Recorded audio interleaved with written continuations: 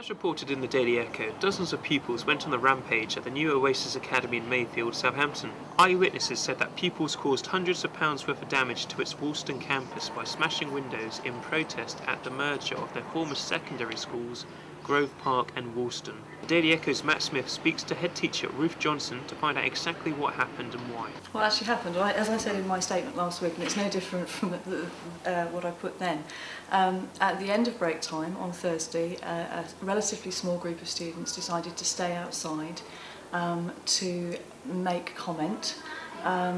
They were joined by a few more students, so there was a relatively articulate group of students who were joined by a few more, totalling probably no more than about 40 students.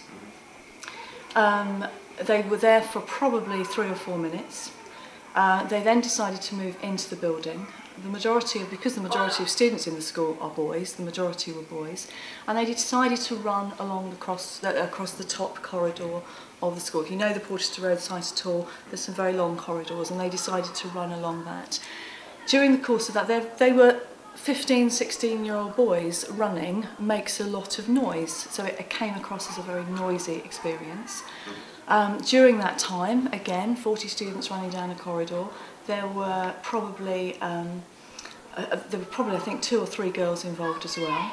And in the course of that, 1 window got broken and 1 door got damaged.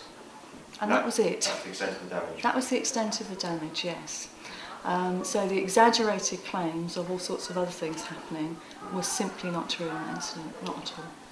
On our website, I know the people that have called us in are suggesting figures of 100, 150 students. Why do you think there's such a discrepancy between what you're saying happened and what pupils, some of them, are saying to us happened? Well, I was there and I saw it happen, and I didn't count them one by one, but I know the size of a class, and I know how many students fit into the playground, and I know how many students fit into a corridor, and I can absolutely categorically state there were not that number of students involved. There was no way. In fact, the majority of students during that time were in their class learning, and there were classes continuing to go on during that time, and that's where the majority of students were. I've already said, you're talking about 14, 15-year-old boys in the majority, and they are big and they can be very loud, and running down a corridor, an upstairs corridor particularly, can make a lot of noise, and I can understand that it may have felt like a lot, but I saw the group of students that were in the playground. That was the group of students that moved into the Porchester Road site, and there were no more than about 40. And just following on from that then, you mentioned you've taken some disciplinary action. What exactly have you done, and how many pupils, if any, have been expelled or excluded? Immediately afterwards we contacted the parents of those students. They were all asked to come to the school. Students were then sent home, and some of them continue to be at home at this point in time, and there have been some permanent exclusions. How many? I cannot give you a definite figure on that because I'm still in the process of collecting some of the information, but to date there have been, there would likely to be 5. But I would, as a result of this incident, the evidence on that may mean that figure could change. Okay.